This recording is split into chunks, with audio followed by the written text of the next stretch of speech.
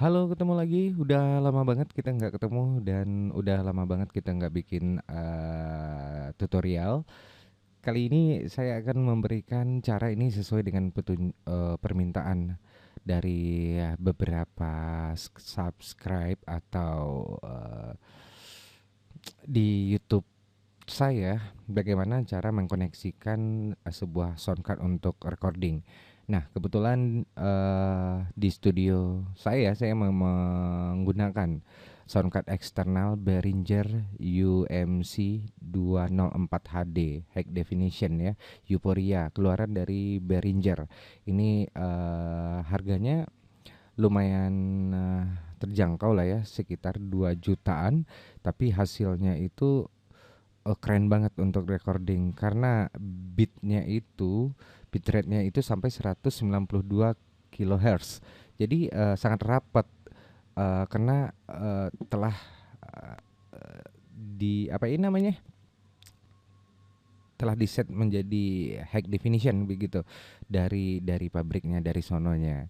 Nah, kali ini setelah kita menggunakan atau membeli soundcard Behringer UMC 204 HD dari Behringer, itu biasa di dalam boxnya itu tidak dikasih yang namanya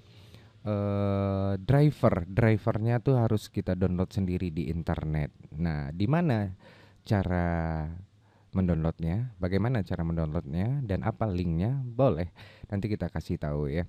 Nah, untuk gambar dari soundcard eksternal ini nanti akan saya liatin. Kalau untuk rekaman bagusnya pakai eksternal ya. Ada macam-macam merek eksternal, iya, soundcard eksternal sih. Itu tergantung dari budget Anda dan bisa di googling juga deh. Nama lainnya dari soundcard eksternal ini adalah audio interface. Nah, audio interface saya kan Behringer. Nah, sekarang kita udah pasangin ya.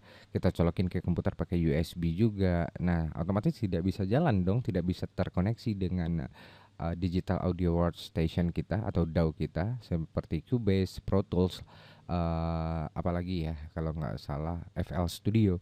Nah, kita harus download dulu nih, bro, bro.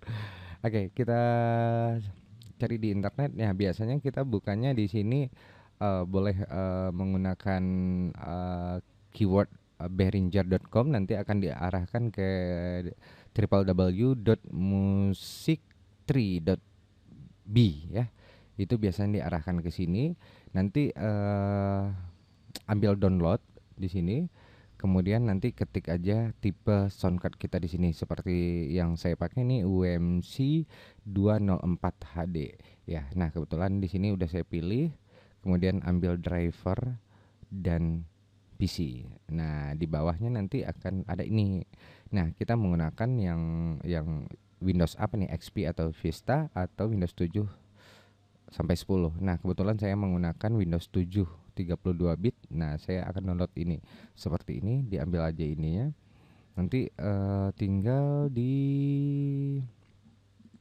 Nah, I agree to above term download. Nanti setelah di-download kan dapat filenya itu berupa RAR kalau nggak salah.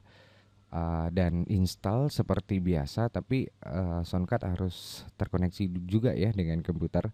Nah, setelah setelah diinstal seperti biasa, ikutin aja nanti. Nah, kita buka DAW kita. Kebetulan saya menggunakan Cubase 5. Nah, di sini kan udah terbuka nih. Bagaimana agar suaranya atau soundcard kita itu terkoneksi dengan uh, digital audio workstation kita ini? Ya udah, kita langsung ke device, ambil nih device, kemudian device setup.